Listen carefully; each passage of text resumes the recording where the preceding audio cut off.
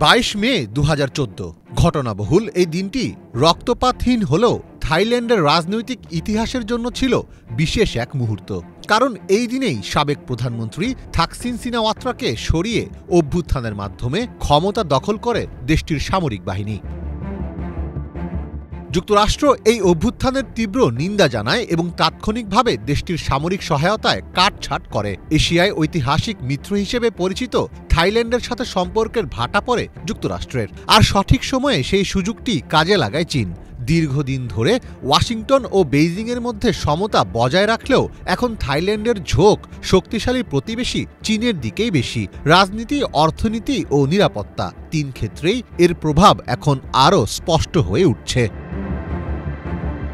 সম্প্রতি এ সংক্রান্ত একটি বিশ্লেষণধর্মী প্রতিবেদন প্রকাশ করে ব্রিটিশ সংবাদ মাধ্যম দ্য ইকোনমিস্ট, যেখানে বলা হয় চীনা কোম্পানিগুলো এখন থাইল্যান্ডের শিল্প পার্ক, অবকাঠামো ও দ্রুতগতির রেল প্রকল্পে বিপুল বিনিয়োগ করছে। চীন থাইল্যান্ড দ্বিপাক্ষিক বাণিজ্য চলতি বছরের প্রথম 10 মাসে $122 বিলিয়ন দাঁড়িয়েছে, যা 2024 সালের পুরো বছরের চেয়েও বেশি।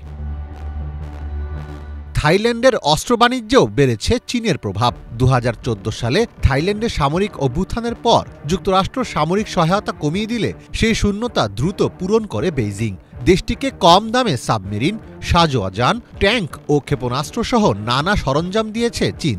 লো ইনস্টিটিউটের সর্বশেষ তথ্য বলছে থাইল্যান্ডের ওপর চীনের সামগ্রিক প্রভাব 21% পৌঁছেছে, যেখানে যুক্তরাষ্ট্রের প্রভাব কমতে কমতে নেমে এসেছে 12%।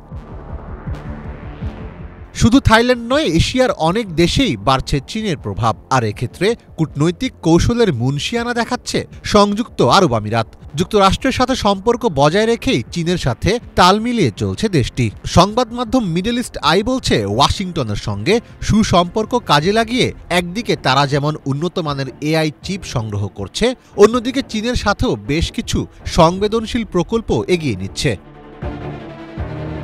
চলতি বছরের শুরুতে মার্কিন প্রেসিডেন্ট হিসেবে দ্বিতীয় মেয়াদে ডোনাল্ড ট্রাম্প ক্ষমতায় ফেরার পর তার প্রথম বিদেশ সফরের একটি অংশ ছিল উপসাগরীয় অঞ্চল। পর্যবেক্ষকদের অনেকেই লক্ষ্য করেন, সৌদি আরব ও কাতারে রাষ্ট্রীয় ভোজসভা পেলেও সংযুক্ত আরব আমিরাতে তার সফর ছিল বেশ সংক্ষিপ্ত। কয়েকজন মার্কিন কর্মকর্তার মতে, ট্রাম্পের এই সংক্ষিপ্ত সফরের পেছনে কারণ ছিল চীনের সঙ্গে আরব আমিরাতের প্রযুক্তিগত সহযোগিতা নিয়ে উভয় দেশের উত্তেজনা। তবে যুক্তরাষ্ট্রের চাপ সামলে চীনের সাথে সম্পর্ক আরও গভীর করছে আমিরাত। 2024 সালে চীন ও আরব আমিরাতের মধ্যে দ্বিপাক্ষিক বাণিজ্যের পরিমাণ $100 বিলিয়ন ছাড়িয়ে গেছে। 2023 সালে এই পরিমাণ ছিল $86 বিলিয়ন। একই বছর আমিরাতও চীনে প্রায় $4.5 বিলিয়ন বিনিয়োগ করেছে। বর্তমানে আমিরাতে 15,000-এরও বেশি চীনা কোম্পানি কাজ করছে। একই পরিস্থিতি লাওস, কম্বোডিয়া ও ভিয়েতনাম সহ এশিয়ার বেশ কয়েকটি দেশে। চীনকে বাড়তি সুবিধা দিয়েছে বেল্ট অ্যান্ড রোড ইনিশিয়েটিভ প্রকল্পটি। এই প্রকল্পের সুবিধাভোগী দেশগুলো চীনের অর্থনৈতিক বলয়ে আরও দৃঢ়ভাবে যুক্ত হচ্ছে। আর সে তালিকায় রয়েছে পাকিস্তান, শ্রীলঙ্কা ও নেপালের মতো উন্নয়নশীল দেশও। এই উদাহরণগুলো থেকে স্পষ্ট হয় যে এশীয় এবং মধ্যপ্রাচ্যের দেশগুলো এখন আঞ্চলিক স্থিতিশীলতা, অর্থনৈতিক প্রবৃদ্ধি এবং সামরিক সরঞ্জাম প্রাপ্তির জন্য শুধু পশ্চিমা নির্ভরতায় আর থাকতে চাইছে না। জাতীয় স্বার্থকে এগিয়ে নিতে তারা একটি বহুপাক্ষিক পররাষ্ট্রনীতি গ্রহণ করছে। আর এক্ষেত্রে তারা কাজে লাগাচ্ছে চীনের অর্থনৈতিক শক্তি ও বিনিয়োগের সুযোগকে। মীর ফজলে রাব্বী, বাংলা ভিশন।